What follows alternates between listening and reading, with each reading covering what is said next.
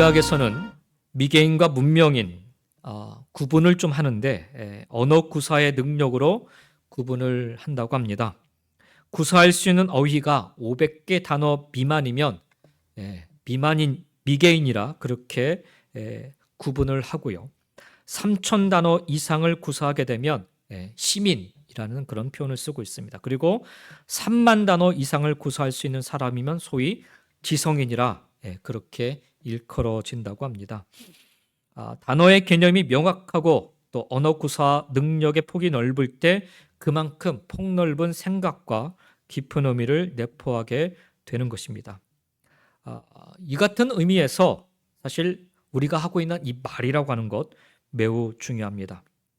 오늘은 이 말의 중요함에 대해서 좀 생각해 보는 시간이 되었으면 합니다. 누군가 말에 대해서 이렇게 정의를 좀 내렸는데, 말이 마음에 있으면 그것이 사상이요, 말이 입을 통해서 전달되면 그것이 언어이고, 말이 고정되면 그것이 뜻이고, 말이 행동으로 표출되는 것이 바로 행위이다 라고 그렇게 말에 대해서 정의를 내린 바가 있습니다. 그래서 서양 속담에 보면 행복은 감사의 문으로 들어오고 불평의 문으로 나간다, 이런 표현이 있습니다. 감사할 때 행복이 들어오고 불평할 때 그 행복이 나도 모르게 나간다라는 거죠. 행복에 이르는 길을 막고선 커다란 장애물은 다름 아닌 불평인 것입니다. 불평하면 행복할 수가 없어요. 감사할 때 행복한 것입니다. 여러분 주변에 항상 불평하는 사람들이 있을 때 기분이 어떠신지요? 짜증나지 않습니까? 말마다 그냥 계속 부정적인 얘기하고 불평을 내뱉는 사람, 그런 사람들과 만나는 것 자체가 좀 부담이 돼요. 이와 달리 항상 감사하는 사람들 어떻습니까, 여러분? 기분 좋지 않습니까? 만날 때마다 감사합니다, 감사합니다. 행복하지 않습니까? 그렇습니다. 불평할 때는 행복은 저 멀리 달아나는 것 같지만 감사할 때 행복은 한 걸음 더 가까이 우리에게 찾아옴을 오늘 이 아침에 우리 모두 좀 기억할 수 있었으면 좋겠습니다. 세상에서 가장 얄미운 사람들 중에 하나가 은혜를 입고도 감사할 줄 모르는 사람입니다. 해줄수록 양양이라는 말이 있는데, 잘해줄수록 더 감사해야 되는데 오히려 더 불평하고 원망한다. 그래서 양양, 더 바라고 더 탓을 하는 것을 보게 됩니다. 그 국제적인 기독교 공동체인 라브리 공동체를 창시한 프랜시스 셰퍼 박사님이 그런 얘기를 해요. 인류의 첫 번째 불행은 감사의 결핍 때문이었다, 이런 표현을 씁니다. 우리가 잘 아는 것처럼 에덴 동산에 보면 아담과 하와는 모든 것을 다 누리고 있었어요. 그렇잖아요. 하나님께서 다 누리라고 하셨어요. 그런데 감사하지 못했어요. 그 많은 것을 누리고 있었지만 한 가지 갖지 못한 금단의 열매였던 선악과에 오히려 관심을 갖고 욕심을 부리고, 그러다가 결국에는 타락하고 만 것이죠. 그렇습니다.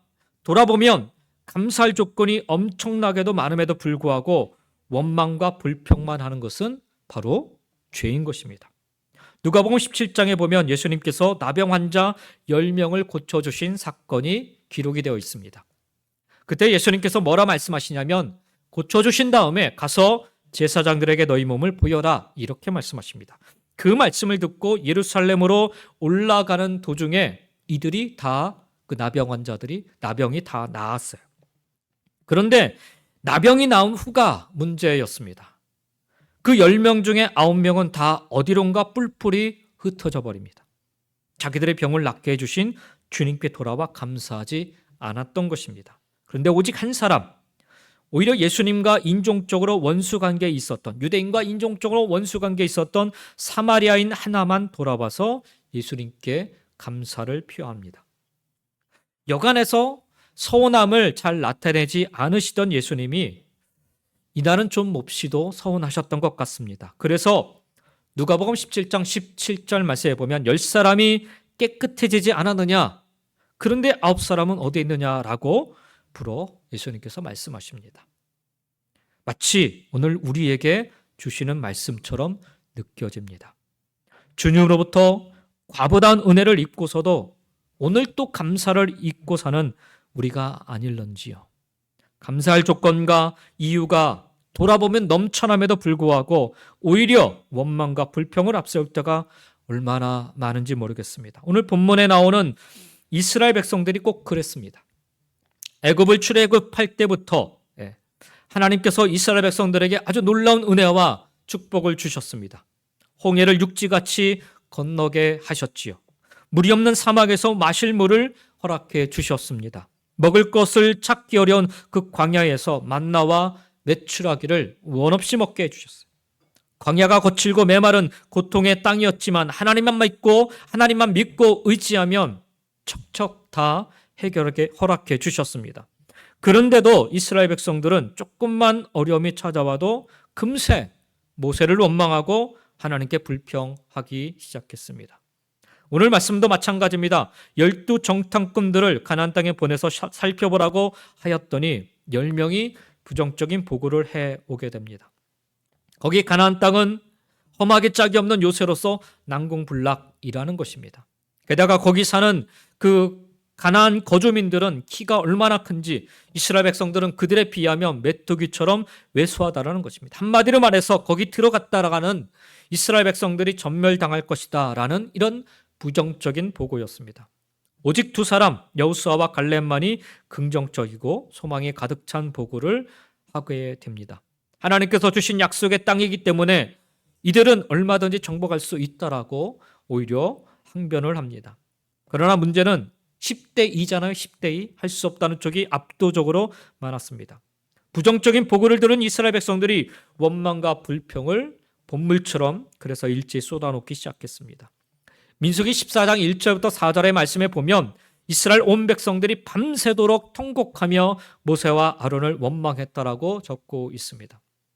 차라리 애굽 땅이나 아니면 여기 광야에서 죽게 내버려 둘 것이지 왜 우리를 이곳까지 끌고 와서 칼에 맞아 죽게 만드냐, 그런 원망이었습니다.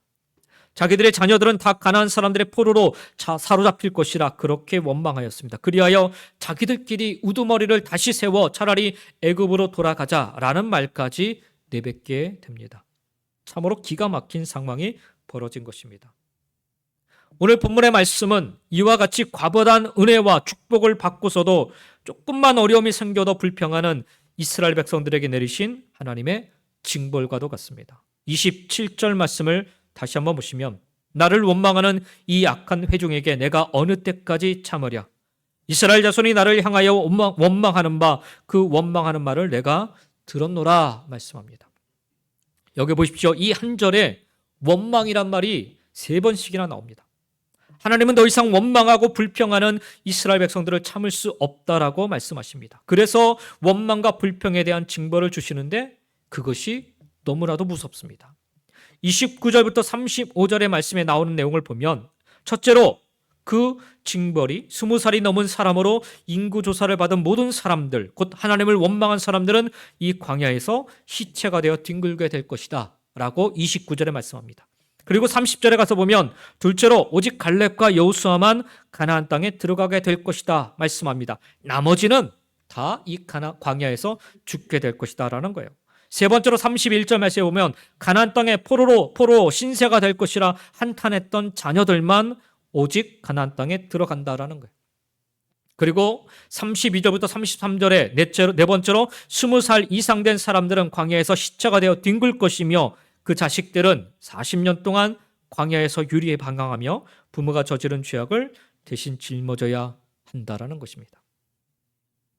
그런데 40년 동안 광야에서 고생해야만 하는 이유가 좀 흥미롭습니다. 정탐꾼들이 가나안 땅을 탐지한 날수가 40일인데 그 날수대로 하루를 1년으로 쳐서 40년 동안 광야 생활을 해야 한다라는 것입니다. 애굽에서 탈출한 이스라엘 백성들은 해안선을 따라 지름길을 택할 경우에 사흘이면 목적지에 도달할 수 있었습니다. 물론 소수의 인원으로 움직일 때 일입니다. 한두 명이 움직일 때면 충분히 사흘이면 해안가를 따라 지름길을 통해 움직이면 사흘 만에 도착할 수 있습니다. 지금처럼 200만 명이 한꺼번에 움직일 경우에는 아마도 그보다는 더 걸린다고 봐야 할 것입니다. 적어도 한 달에서 3개월 정도를 잡습니다. 그런데 사람 살 곳이 못 되는 이 광야에서 장장 40년 동안을 배회해야만 했습니다. 그 이유가 오늘 본문에 나와 있는데 이스라엘 백성들의 불신앙과 그들이 입술로 내뱉은 원망 때문이었습니다. 그러므로 광야 생활은 하나님이 정작 원하신 뜻은 아니었던 것이죠. 이스라엘 백성들이 감사할 줄 몰랐기 때문에, 그들의 입술로 내뱉은 원망 때문에, 불평 때문에, 하나님을 향한 불신앙 때문에 스스로 자초한 자업자득이었던 것입니다. 도무지 감사를 몰랐던 이스라엘 백성들이 감사하는 백성이 되기 위해 고통 가운데 치러야 할 대가가 다름 아닌 40년 광야 생활이었던 것입니다. 그러면 그들은 왜 이 감사의 삶을 살지 못했던 것일까요? 왜 이스라엘 백성들은 조금만 어려움이 있어도 원망과 불평을 먼저 일삼았던 것일까요? 우리는 오늘 이 말씀을 통해 이스라엘 백성들이 바로 우리 자신의 모습이 아닌가를 좀 돌아보며 생각해보며 하나님 말씀 앞에 우리도 설 수 있기를 간절히 소망합니다. 첫 번째로 그들이 왜 감사의 생활을 하지 못했는가? 불평하는 것이 버릇이었기 때문입니다. 습관이었기 때문입니다. 거꾸로 말하면 감사하는 것도 버릇이라는 말입니다. 습관이라는 말입니다. 민수기를 어떤 사람들은 불평의 책이라고 말하는데 이스라엘 백성들은 말 그대로 사사건건 불평하기 때문에 그렇게 이야기합니다. 바로 엊그제 하나님께서 베푸신 놀라운 기적을 경험하고서도 조금만 어려움이 닥쳐와도 즉각 불평합니다. 불평이 몸에 배어 있었기 때문입니다. 3살적 버릇이 여든까지 간다라는 속담도 있듯이 이 버릇, 습관 참 끈질깁니다. 그런데 불평하는 것도 아주 어린 시절부터 형성된 습관입니다. 출애굽기서를 보면 400여 년에, 정확히는 430년이죠. 430년의 애굽에서의 종살이를 통해 그들의 입에 배인 것은 환경과 상황에 대한 끊임없는 불편과 불만이었습니다. 출애굽기 2장 23절 말씀에 보면 이스라엘 자손은 고된 노동으로 말미암아 탄식하며 부르짖었다라고 성경은 적고 있습니다. 할당된 고된 노역에 그들은 불평이 마치 습관처럼 몸에 배고 말았던 것이죠. 그리고 입술로 내뱉을 때마다 그것이 그냥 툭툭 터져 나왔던 것입니다. 심지어는 히브리인을 괴롭히던 그 애굽 사람을 모세가 양자의 그 왕자의 몸으로 쳐 죽이지 않습니까? 그런데 오히려 그 히브리인들로부터 들은 말은 고맙다, 감사하다 이런 말이 아니라 출애굽기 2장 14절에 보니까 누가 너를 우리를 다스리는 자와 재판관으로 삼았냐라고 하면서 오히려 원망과 불평의 말을 쏟아놓습니다. 어찌 보면 지난 시절 애굽에서 지냈던 430년이라는 시간 동안 그들은 이 불평과 원망이 습관화되었던 것 같습니다. 그래서 그들은 지금 또다시 이 원망과 불평을 늘어놓고 있는 것입니다. 26절 말씀을 다시 한번 보시면 나를 원망하는 이 악한 회중에게 내가 어느 때까지 참으랴. 이스라엘 자손이 나를 향하여 원망하는 바 그 원망하는 말을 내가 들었노라 말씀합니다. 그들은 지금 가나안 정탐 후에 그 땅의 상황이 자신들이 생각했던 것보다 그리 좋지 않은 것에 대해서 하나님께 나아가 묻고 있는 것이 아니었습니다. 하나님께 이 문제를 놓고 어떻게 인도해 주실지를 간절히 찾고 바라며 엎드려 기도하고 있는 것도 아니었습니다. 늘상 해오듯 내게 조금 불리한 상황이 전개되니 내가 원하는 대로 그 일이 흘러가지 않으니 내 뜻대로 되지 않을 것 같으니 내게 닥칠 위험과 손해를 생각해 보면서 불평으로 원망으로 지도자 모세를 넘어서서 하나님께마저 대적하고 있는 그런 모습이었습니다. 불평은 습관같이 우리 입술에서 터져 나온다는 것. 아까도 말씀드렸지만 반면에 감사하는 것도 습관이에요. 그래서 아직 버릇이 형성되기 전에 마음이 백지 상태인 어린아이 적부터 이와 같은 감사하는 버릇을 길러줄 필요가 있습니다. 다른 사람에 비해 훨씬 더 많은 것을 누리는 사람의 입술에 감사가 없음을 자주 보게 됩니다. 더 많은 것들을 누리고 있는데도 불구하고 오히려 감사보다는 불평과 원망하는 모습을 자주 보게 돼요. 원망과 불평이 떠나지 않아요. 큰 은혜를 입고서도 감사를 모릅니다. 더 내놓으라고 욕심을 부리기까지 합니다. 어린 시절부터 그렇게 버릇이 들었기 때문입니다. 반면에 감사의 사람은 똑같은 상황과 위기의 환경을 바라보면서도 전혀 다른 말을 하고 있습니다. 14장, 민수기 14장 8절 말씀에 보면 여호수아가 갈렙이 하는 고백입니다. 여호와께서 우리를 기뻐하시면 우리를 그 땅으로 인도하여 들이시고 그 땅을 우리에게 주시리라. 이는 과연 젖과 꿀이 흐르는 땅이니라 말씀합니다. 감사하는 사람은 어려운 상황 속에서도 확신이 있는 말을 합니다. 반대로 불평하는 마음을 가진 사람은 두려움의 원망의 말을 내뱉습니다. 우리도 이번 주간 살아가면서 어떤 일을 당할지에 대해 이스라엘 백성들처럼 염려할 수 있습니다. 사실상 이스라엘 백성들이 처하였던 그 상황에 비하면 우리가 처한 상황은 어쩌면 미비하게 느껴질 수도 있을지도 모르겠습니다. 이스라엘 백성들은 고난이 많은 세월을 보냈어요. 그들은 애굽에서 400년간 노예 생활을 하였습니다. 하루 이틀도 아니고 한 달, 두 달도 아니고 무려 400년간입니다.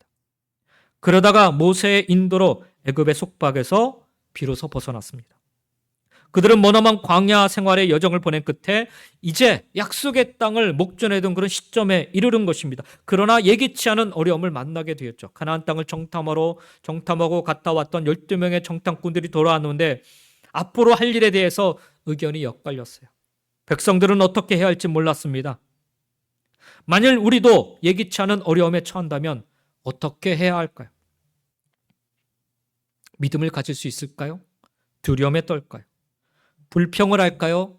아니면 감사를 할까요? 이스라엘 백성들은 그날 당황했습니다. 그럴 수 있습니다. 그들은 불안했습니다. 그것도 그럴 수 있어요. 그들은 약해지고 무능함을 느꼈습니다. 그것도 이해할 만합니다. 그러나 그것이 다가 아니었습니다. 불안과 약하고 무능함 속에서 하나님은 이스라엘 백성들이 가나안 땅을 향해 믿음을 가지고 전진해 나가는 것을 기뻐하셨던 것입니다. 그리고 거기서 끝나는 것이 아니라 마침내 그들을 인도하여 약속의 땅 가나안 땅으로 인도하여 들이실 준비를 다 이미 마치신 상태셨습니다. 따라서 지금 이스라엘 백성들이 해야 할 일은 그들이 받은 그동안의 축복과 하나님께서 이미 그들을 위해 행하셨던 일들에 대한 감사를 확인하는 일이었던 것입니다. 지금 그들이 직면하고 있는 어려움에도 불구하고 그들은 과거에 하나님이 이루셨던 기적, 놀라운 일들을 생각하며 먼저 감사했었어야 합니다. 우리도 마찬가지입니다. 우리도 이와 같이 고백할 수 있어야 합니다. 주님, 내가 당하고 있는 일이 어떻게 해결될지 모르지만 주님께서 이미 나에게 행하여 주신 모든 일들에 대해서 감사를 드립니다. 여러분, 감사도 버르심을 꼭 기억하시기 바랍니다. 그래서 우리 서양 사람들은 아이가 아주 어렸을 때부터 항상 땡큐, 감사합니다라는 말을 입버릇처럼 가르치지 않습니까? 좀 많은 걸 뭘 주더라도 땡큐 하고 주게끔 그렇게 가르쳐요. 그래서 감사가 몸에 배어 있습니다. 우리도 감사가 버릇이 되도록 그렇게 신앙생활을 해야 될 줄 믿습니다.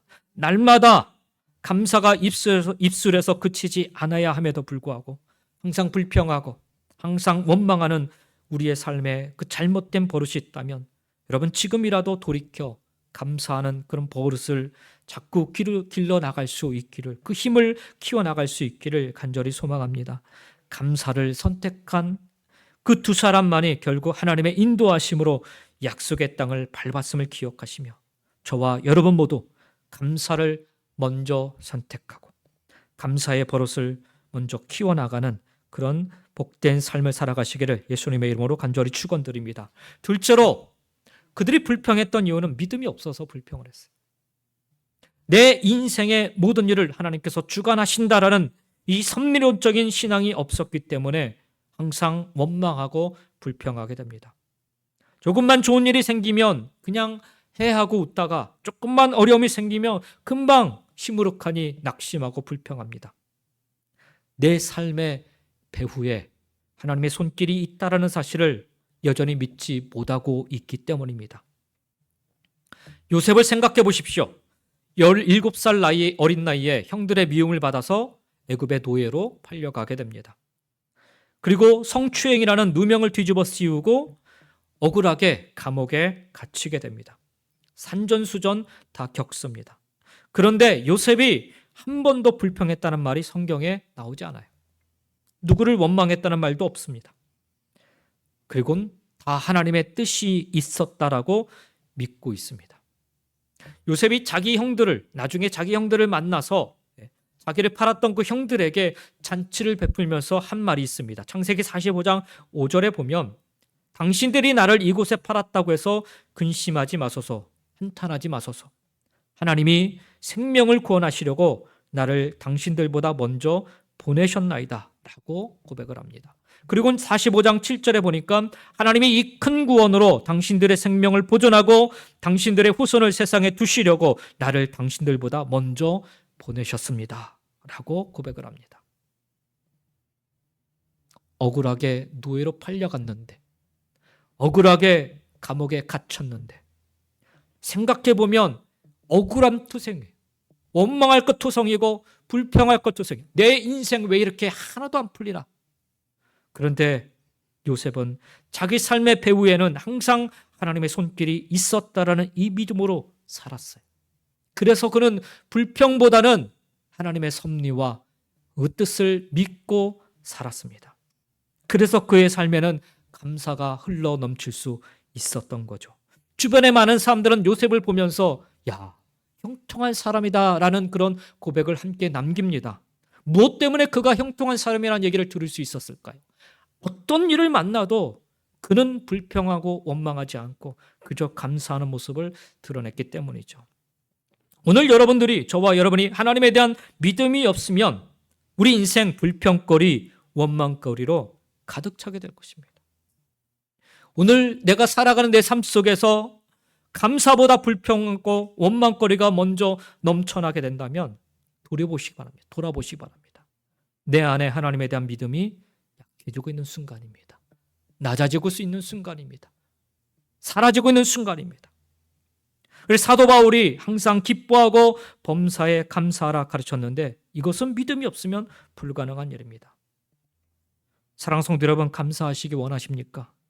그렇다면 내 삶의 열쇠를 내가 쥔 것이 아니라 하나님께서 쥐고 계심을 고백하고 인정하시기 바랍니다. 사방에 벌건 바위돌과 사망만 보이는 광야라 할지라도 하나님이 함께 계시면 걱정할 필요가 없습니다. 하나님이 지켜주시고 도와주시기 때문입니다. 광야라는 환경이 바뀌지 않아도 괜찮아요. 거기서 살 수 있기 때문이죠.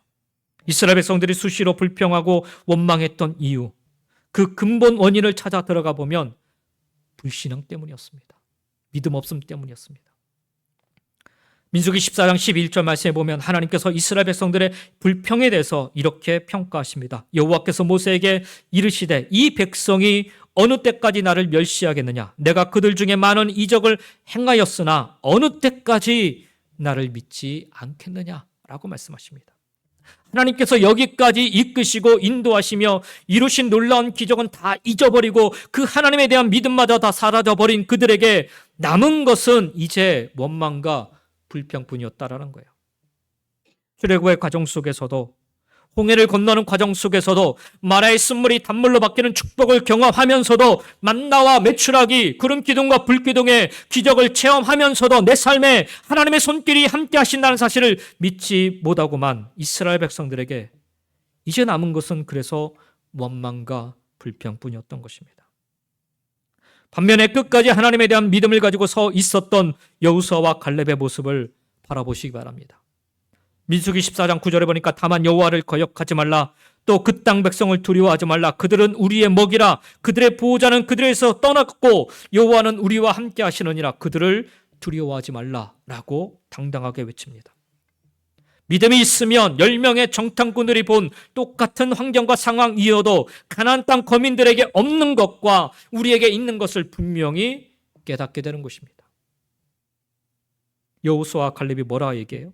그들의 보호자는 이미 그들에게서 떠났고 하나님 여호와는 우리와 지금 함께 하시느니라, 이렇게 고백을 합니다.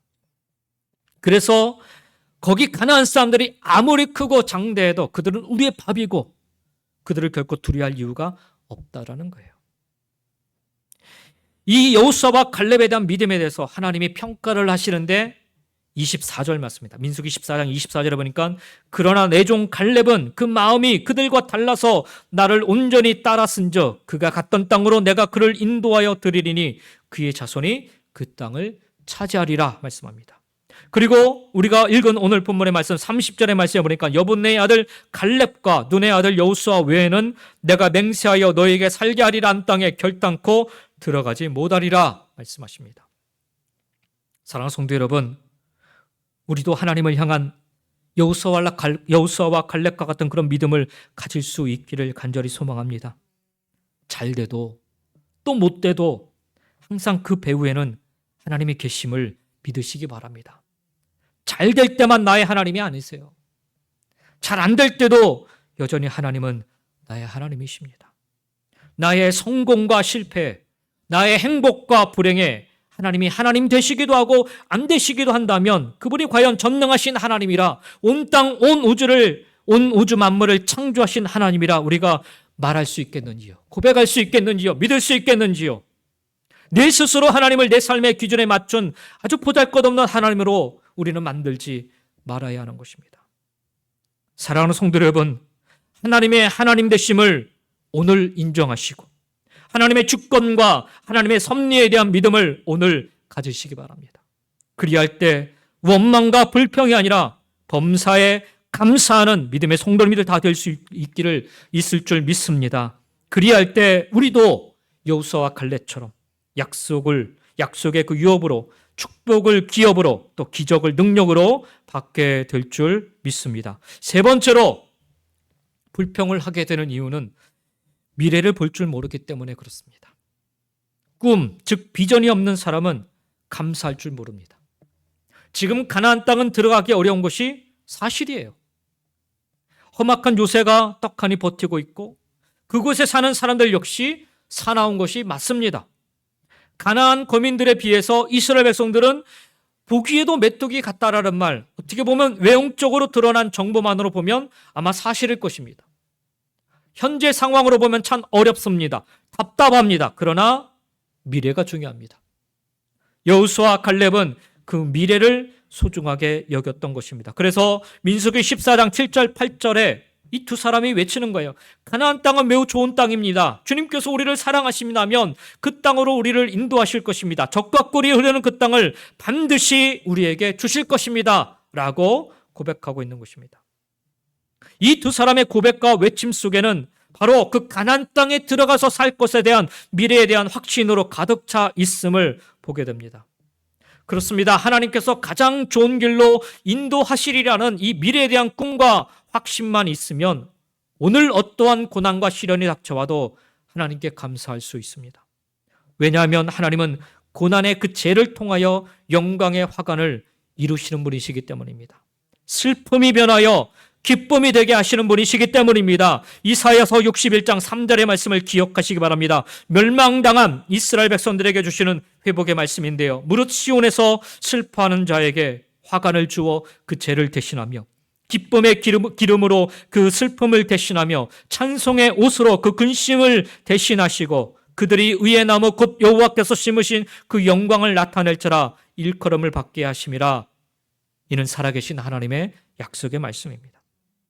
만일 이스라엘 백성들이 하나님의 능력의 역사를 기억하였다면 그들의 상황은 달라졌을 것입니다. 그러나 그들은 부정적인 생각 때문에 원망과 불평의 말을 쏟아내었기에 광야 40년간 방황하게 되었고 하나님의 약속을 의심하였던 세대들은 광야에서 다 죽었습니다. 우리는 불평하기 쉽습니다. 어쩌면 불평거리를 늘 찾고 있는지도 모릅니다. 그러나 하나님이 행하신 놀라운 역사를 기억하고 감사해야 합니다. 우리는 우리 스스로가 할 수 없는 것을 너무나도 잘 본다라는 약점을 가지고 있어요. 그러나 불가능한 것에 집착을 하면 가능한 일을 너무나도 쉽게 지나쳐버리기 쉽습니다. 여호수아와 갈렙처럼 가나안 땅에서 펼쳐질 미래를 볼 수 있을 때, 그 땅에 대해 소망을 잃어버리지 않고 굳게 잡고 있을 때 비로소 불평을 넘어서 감사를 넘어서 축복으로 살아가게 될 줄 믿습니다. 하나님은 이스라엘 백성들에게 하나님을 신뢰하고 감사할 수 있는 이유들을 이미 많이 주셨어요. 이미. 지금도 주고 계셨고, 애굽에서 하나님은 애굽 사람들에게 재앙을 보냈지만 그 땅에서 이스라엘 자손들은 한결같이 보호해 주시지 않으셨는지요? 이스라엘 백성들이 애굽을 나올 때 하나님은 빈손으로 나가지 아니하도록 애굽 사람들로부터 귀중품을 얻어가지고 나오게 하셨어요. 홍해 바다를 갈라서 건너는 순간 애굽 군대가 뒤쫓아왔지만 하나님께서는 그 물속에, 그 홍해 바다 속에 그 쫓아오는 군대를 다 수장시켜 이스라엘 백성들을 보호해 주셨습니다. 무사히 바다를 건넌 이스라엘 백성들은 하나님의 선하심에 감사를 드리지 않았습니까? 광야에서 하나님은 기적적인 방법으로 그들에게 먹을 것과 입을 것과 건강 또한 늘 공급해 주셨습니다. 하나님은 그들에게 십계명을 내려주셨고 그들을 놀라우신 방법으로 끊임없이 인도해 주셨습니다. 하나님의 계획은 애굽으로부터 그 백성들을 구원하실 뿐만 아니라 약속의 땅에서 완전히 새로운 삶을 살도록 준비하는 일이었습니다. 이처럼 우리 주님은, 하나님은 우리가 알고 있는 것보다 더 큰 일로 전진할 수 있도록 끊임없이 준비하고 계십니다. 하나님은 우리가 이해할 수 없는 일들을 우리와 함께, 그리고 우리를 위해 해오고 계십니다. 비록 우리는 그 뜻을 다 알지 못한다 할지라도, 그러나 하나님을 믿는 자들을 위해 늘 좋은 선물만을 준비하고 계시다는 사실을 우리 모두 기억할 수 있기를 간절히 소망합니다. 그러므로 우리는 아직 우리가 모르는 것에 대해서도 하나님께 미리 먼저 감사를 드릴 수 있어야겠습니다. 미래의 축복으로 하나님이 준비해 놓고 계신 것이 얼마 동안 모를 수 있어요. 그래서 미리 감사하기가 어렵습니다. 그러나 하나님은 성경 말씀을 통해서 우리에게 가르쳐주고 있듯이 언제나 좋으신 분이심을 믿으시고 오늘의 고통의 자리에서도 앞으로 이루실 일들을 바라보시면서 감사하실 수 있기를 간절히 소망드립니다. 사랑하는 성도 여러분, 그날의 이스라엘 자손들이 가져야 했던 것은 사실 원망과 불평이 아니라 감사하는 마음이었습니다. 만일 그들이 침착하게 상황을 좀 파악해보자, 밤새도록 울고 싶지만 집으로 돌아가서 상황을 평가해보고 하나님이 행하셨던 일들에 대해 감사드리자라고 먼저 말했다면 어떻게 되었을까요? 만일 그들이 그랬다면 여호수아와 갈렙에게 다른 반응을 보였을지 모르겠습니다. 만일 그들이 감사했더라면 그들이 필요한 것들, 즉 어려움을 극복할 수 있는 조그만 용기나 또 작은 믿음, 조그만 힘이라도 아마 공급받을 수 있었을 것입니다. 그리고 하나님은 그들의 편에 서셨을 것이고 그리하여 그 이후에 이스라엘의 역사는 충분히 달라졌을 것입니다. 오늘 우리도 마찬가지예요. 우리도 살아가면서 참 여러 가지 많은 어려움과 도전에 직면하고 있습니다. 어떤 어려운 상황을 만났을 때 감사를 택할 것인가 아니면 불평을 택할 것인가는 오롯이 우리의 몫입니다. 혹 우리의 잘못된 습관으로, 하나님을 온전히 신뢰하지 못하는 우리의 믿음 없음으로, 그리고 미래를 바라보지 못하는 우리의 영적인 어두움으로 불평의 담을 도무지 넘어서지 못하고 광야길만 빙빙 맴도는 그런 인생, 그렇게 끝날 수는 없지 않습니까? 이제는 감사를 택하며 살아가시기 바랍니다. 지나온 시간 동안 받은 축복, 하나님께서 이미 우리를 위해 행하셨던 그 많은 일들에 대해 먼저 감사를 확인하시기 바랍니다.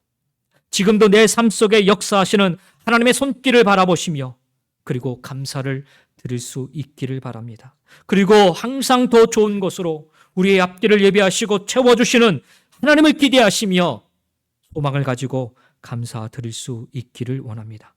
그렇게 오늘도 이 척박한 광야길을 걸어가는 저와 여러분의 삶 속에 먼저 감사를 택하여 축복의 땅을 넉넉히 밟으며 살아가는 저와 여러분 모두가 다 되시기를 예수님의 이름으로 간절히 축원드립니다. 기도하겠습니다.